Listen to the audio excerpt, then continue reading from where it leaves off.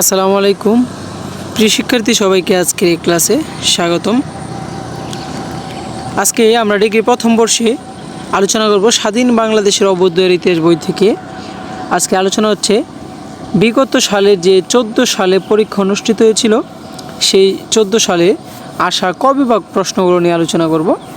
কারণ আমরা জানি যে বিগত সালের প্রশ্ন থেকে আমাদের কমন পড়ে পরীক্ষায় আসে, সেজন্য আমরা অবশ্যই আগের বছরে যে প্রশ্নগুলো আসে 14, 15, 16, 17 এভাবে আমরা আগের প্রশ্নগুলোও একটু দেখে যাব পরীক্ষায়।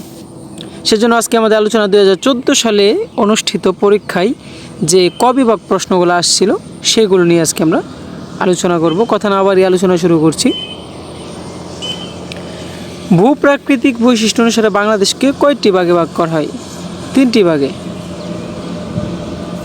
বাংলা ভাষার আদি নিদর্শনের নাম কি? চর্যাপদ।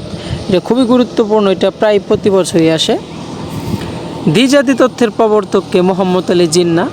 ঐতিহাসিক লাহোর প্রস্তাব উত্থাপিত হয় কত সালে? 1940 সালে 23 মার্চ। ভাষা আন্দোলনে দুজন শহীদের নাম লিখো।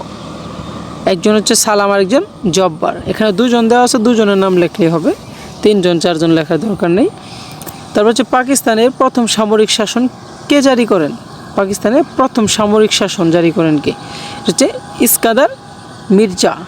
এটা হচ্ছে 1958 সালে। কোন কর্মসূচি বাঙালির মেঘনা কার্টা নামে পরিচিত?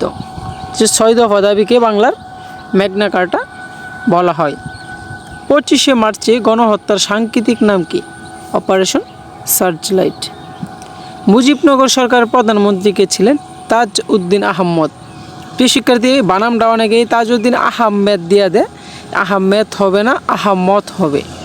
এগুলো ক বিভাগের যে প্রশ্নগুলো, এগুলো কিন্তু বানান ভুল করলে এগুলো 1 নম্বর কাটা হবে, অর্থাৎ যে প্রশ্ন ভুল হবে এই প্রশ্নতে কোনো নাম্বার দেওয়া হবে না। এজন্য বানানগুলা খুব সুন্দর করে দিতে হবে, এটা শুধু ক বিভাগের জন্য।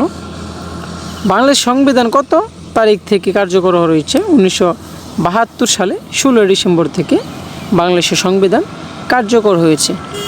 প্রিয় শিক্ষার্থী, ছিল আজকে আমাদের ছোট্ট একটি গুরুত্বপূর্ণ ক্লাস 2014 সালে আসা পরীক্ষায় ক বিভাগ প্রশ্ন। সবাইকে ধন্যবাদ।